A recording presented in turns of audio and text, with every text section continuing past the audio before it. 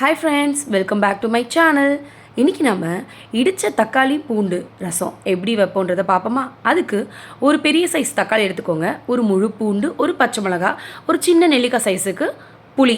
இந்த புளி நம்ம தண்ணியில் ஊற வச்சிடணும். அப்புறம் கடுகு, மிளகுத்தூள், கொஞ்சம் வெந்தயம், அப்புறம் பெருங்காய டப்பா, இதெல்லாம் நம்மளுக்கு தேவைப்படுங்க. இப்போ நம்ம புளியை ஊற வச்சுருக்கோம் பார்த்தீங்களா, அந்த புளி தண்ணியை நல்லா பிசைஞ்சு விட்டுக்கோங்க. புளியை நல்லா பிசைஞ்சு விட்டுக்கலாம். பிசைஞ்சு விட்டுட்டு அந்த புளி தண்ணி மட்டும் போதும். நம்ம அந்த சக்கையெல்லாம் எடுத்து வெளியே வச்சிடணும். ஏன்னா ரசத்துக்கு அது தேவையில்லை, சக்கையை எடுத்துடணுங்க எப்போவுமே.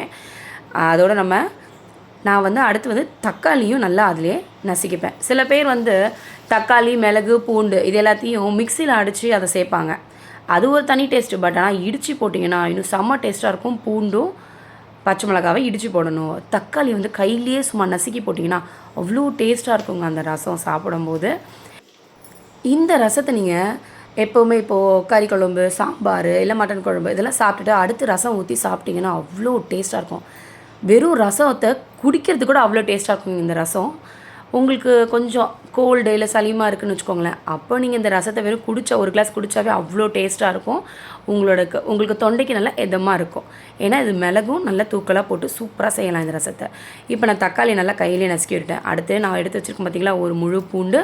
அந்த பூண்டையும் நல்லா ஒவ்வொரு பல்லாக எடுத்து தோலோடு போட்டு நல்லா இடித்து எடுத்துக்கணும். தோல் எடுக்கக்கூடாது, தோலோடு இடித்து போட்டால் தான் சூப்பராக இருக்கும். சரி, என்றைக்காவது நம்ம பூண்டில் இல்லை தோல் மேலே ஏதாவது தூசி அழுக்கு அது மாதிரி இருந்துச்சு வச்சுக்கோங்க, லைட்டாக தண்ணியில் அதை அப்படியே தோலோடு வாஷ் பண்ணிக்கோங்க. வாஷ் பண்ணிவிட்டு அதுக்கப்புறமா நல்லா இடித்து போடுங்க. இது இன்னும் நல்லா செம்ம அருமையாக இருக்கும்.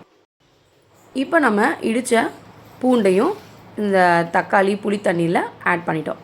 அதுக்கப்புறமா ஒரே ஒரு பச்சை மிளகாய் எடுத்துருக்கோம் பார்த்தீங்களா, அந்த பச்சை மிளகாயும் இடித்து போட்டிங்கன்னா இன்னும் டேஸ்ட்டாக இருக்கும். மிளகுத்தூள் தான் போடுறோமே, ஏன் பச்சை மிளகாய் போடுறோம்? மிளகுத்தூள் அது ஒரு தொண்டை காட்டும், அது சூப்பராக இருக்கும். இந்த பச்சை மிளகா போட்டிங்கன்னா கொஞ்சம் காரத்தன்மை லைட்டாக ஒரு காரம் கொடுக்கும்.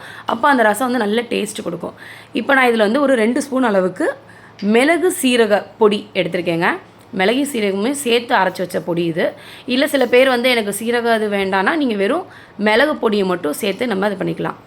அவ்வளோதாங்க. ரசத்தை நம்ம கரைக்கிறதுக்கு ரொம்ப ஈஸி.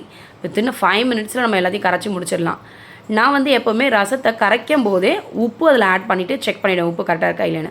அப்போயே பார்த்தீங்கன்னா செம்ம டேஸ்ட் இருக்கும். இப்போ இல்லை சில பேர் கொதிக்க விட்டுட்டு ரசம்லாம் செஞ்சதுக்கப்புறம் ஃபைனலாக உப்பு போடுவாங்க. அதுவும் ஓகே, அது உங்கள் விருப்பம். நீங்கள் முன்னாடியே கரைக்கும் போதே போட்டுக்கலாம், இல்லை முடிச்சதுக்கப்புறம் கூட உப்பு ஆட் பண்ணிக்கோங்க. சரி, நம்ம இப்போ இது எல்லாத்தையும் ஆட் பண்ணியாச்சு. இதுக்கப்புறம் ஃபைனலாக அதில் ஒரு 1/4 ஸ்பூன் அளவுக்கு மஞ்சள் பொடி ஆட் பண்ணிக்கோங்க. அதையும் போட்டுட்டு நல்லா கலந்து விட்டுக்கோங்க. அதுக்கப்புறமா நம்ம கொத்தமல்லியை கொஞ்சம் கையில் கிள்ளி போட்டுக்கலாம், இல்லை கட் பண்ணி கூட போட்டுக்கோங்க. நான் கையிலேயே கிள்ளி போட்டுட்டேன். இதையும் நல்லா ஆட் பண்ணிவிட்டு எல்லாத்தையுமே நம்ம கலந்து வச்சுப்போம். இது மாதிரி ஏற்றமா நான் செஞ்சு வச்சுறேன். எல்லாத்தையும் பண்ணி உப்பையும் போட்டு எல்லாத்தையுமே வச்சுட்டோன்னு வச்சுக்கோங்களேன். நம்ம எப்போ சாப்பிட்றோமோ ஒரு 15 நிமிஷம் முன்னாடி அந்த ரசத்தை நம்ம தாளித்து கொதிக்க விட்டு நம்ம அதுக்கப்புறம் யூஸ் பண்ணிக்கலாம். அதுக்காண்டி தான் நான் இப்போயே கரைச்சி வச்சுருவோம். இந்த மாதிரி பண்ணிங்கன்னா இன்னும் சூப்பராக இருக்கும். முன்னாடியே செஞ்சு வச்சுட்டு ஆறி போகிறதுக்கு சாப்பிட்ற டைமுக்கு ஒரு 10 நிமிஷம் முன்னாடி நம்ம பண்ண வச்சுக்கோங்களேன், சூடாக செம்மையாக சாப்பிடலாம். சரி, ஓகே. இப்போ நம்ம ரசத்தை தாளிக்கிறதுக்கான முறையை பார்ப்போம். இப்போ ஸ்டவ்வும் ஆன் பண்ணிவிட்டு கடாயை அடுப்பில் வச்சுருக்கேன். அதில் ஒரு 1/2 ஸ்பூன் இல்லைனா ஒரு ஸ்பூன் அளவுக்கு நீங்கள் ஆயில் சேர்த்தா போதும். ரொம்ப அதிகமாக சேர்க்கணும் அவசியம் இல்லை. ஆயில் சூடானதுக்கப்புறமா கடுகு போட்டுருங்க. கடுகு நல்லா பொரிஞ்சு வரட்டும். கடுகு பொரிஞ்சதுக்கப்புறமா நம்ம எடுத்து வச்சிருந்த 1/4 ஸ்பூன் அளவுக்கு வெந்தயம், அதையும் இதில் ஆட் பண்ணிக்கலாம். சில பேர் வெந்தய பொடி போடுவாங்க, அப்படின்னு நம்ம ஆட் பண்ணிக்கலாம். நான் முழு வெந்தயமே போட்டிருக்கேன். அதுக்கப்புறம் ஒரு கீத்து கருவேப்பிலை. இப்போது இதில் நான் பெருங்காயத்தூளை ஆட் பண்ணிக்கிறேன். நல்ல ஒரு 1.5 ஸ்பூன் அளவுக்கு பெருங்காய பொடி யூஸ் பண்ணிக்கலாம். அப்படி இல்லையா நீங்கள் பெருங்காய கட்டி கூட கரைச்சி யூஸ் பண்ணிக்கோங்க. சரி, இதுக்கப்புறமா நம்ம கரைச்சி வச்சுருக்கோம் பார்த்தீங்களா, தக்காளி, புளி, பூண்டு இதெல்லாம் போட்டு அந்த தண்ணியை இதில் ஆட் பண்ணிப்போம். இதுக்கு முன்னாடி நம்ம தாளிக்கும் போது கொஞ்சம் ஸ்லோவில் வச்சு தான் பெருங்காயம்லாம் ஆட் பண்ணணும், இல்லைனா ரொம்ப கருகிற மாதிரி ஆகிடும். ஸோ ஸ்லோவில் வச்சு ஆட் பண்ணிவிட்டு உடனே நம்ம அந்த புளிக்கரைச்சலையும் அதில் ஆட் பண்ணிக்கணும். இதுக்கப்புறமா நம்ம எதுக்கு வெயிட் பண்ணுறோம்னா, ரசம் நுர பொங்கி வரட்டும். ரொம்ப கொதிக்க விட வேணாம். ரொம்ப கொதிக்க விட்டால் ரசத்தோட வாசனை போயிடும், அப்புறம் ரசம் டேஸ்ட்டு போயிடும் அப்படின்னு சொல்லுவாங்க. அதெல்லாம் நம்மளுக்கு தெரியல. பட் இருந்தாலும் நான் சொல்கிறேன், லைட்டாக ஒரு நுர வந்தவுடனே, நடுவில் நல்ல நுர வந்தவுடனே ஆஃப் பண்ணிக்கோங்க.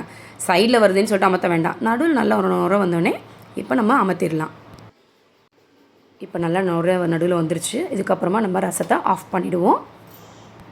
இப்போ கமன்னு இடித்து போட்ட தக்காளி பூண்டு ரசம் ரெடி. இந்த வீடியோ உங்களுக்கு பிடிச்சிருந்தா லைக் பண்ணுங்கள், ஷேர் பண்ணுங்கள், கமெண்ட் பண்ணுங்கள், மறக்காமல் சப்ஸ்கிரைப் பண்ணுங்கள். Thank you friends.